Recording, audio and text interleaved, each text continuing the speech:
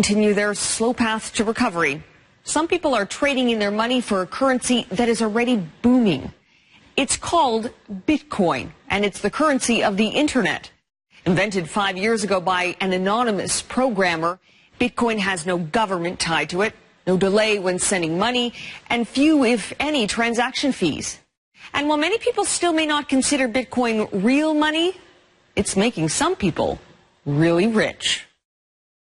Satoshi invented one of the most important inventions in the entire history of humankind that's going to improve the lives of everybody on the planet for the better. It undermined the ability of every single government on the entire planet to control the money supply, and that's how every single government in the world is controlling their citizens and their economies today. And he just basically, knocked their feet right out from under them with the invention of Bitcoin. And it probably would have been smarter for me to keep quiet too, but Bitcoin's too exciting for me to stay quiet about. But Bitcoin and things like it is the equivalent of the red pill. Okay?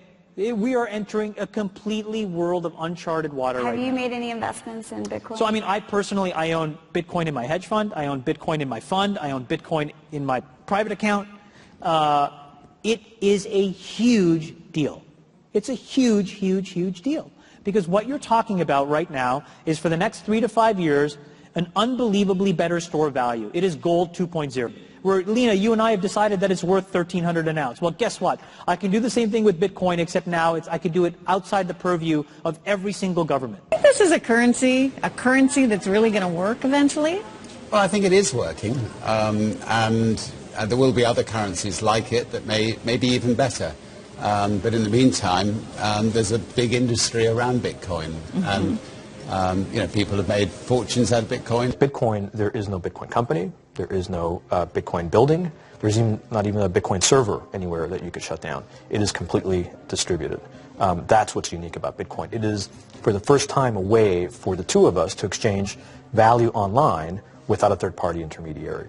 Until the invention of Bitcoin, for you and me to exchange money online, we had to employ a third party, like PayPal, like Visa, like MasterCard, right? And we live in the 21st century. If we want to have a video call to China, we can do that for free. But to send a couple $100, which is essentially just ones and zeros being moved around, costs 5% plus takes over a day. Bitcoin is exciting because it shows how cheap it can be. Bitcoin is better than currency in that you don't have to be physically in the same place, and of course for large transactions currency can get pretty inconvenient. You'll see Bitcoin trading at 1,000, 2,000, 5,000, 10,000. Rick Falkvinia does an excellent analysis. He predicts that Bitcoin will capture between 1 and 10% of the global Forex market, which implies a price of between $100,000 to $1 million per Bitcoin. Most of the people who are on the sidelines not buying Bitcoin today will start to buy Bitcoin when it gets over 1,000, and then a greater percentage of people will definitely plow into Bitcoin when it starts to get over 10,000. It's still predicting Bitcoin, $10,000 per Bitcoin in 3 years. Saras, he is the CEO of Zappo, which is a Bitcoin wallet and Bitcoin vault. I think it's mostly a very positive thing. I think we're going to see ups and downs like with any other emerging technology. But I think Bitcoin is here to stay. So let's make a bold call here. In 10 years, what do you think Bitcoin will be worth? One Bitcoin? Between $500,000 and $1 million. How big a market share can Bitcoin realistically take within a foreseeable time frame?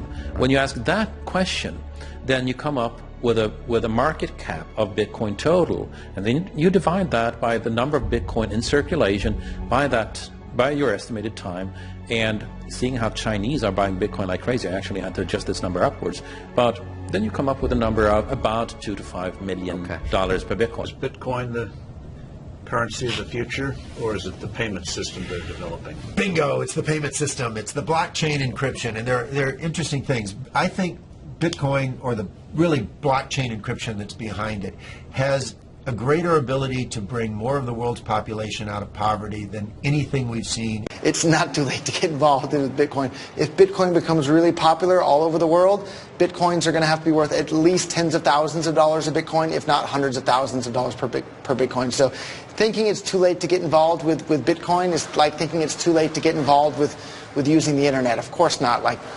it's ubiquitous in our lives, and Bitcoin's going to become ubiquitous in our lives as well. You can buy Bitcoin at the Shell station.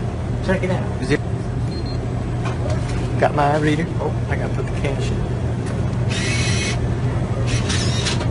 Good. Got $2. Hit finish. Oh, $2 Bitcoin. Just like that. From this machine. I just turned cash into digital currency.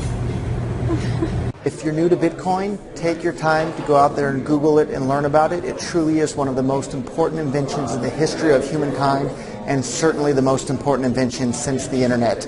Go out there, make a Bitcoin wallet, get involved, start using it, learn about all the positive ways in which this is going to improve the lives of every single person on the planet.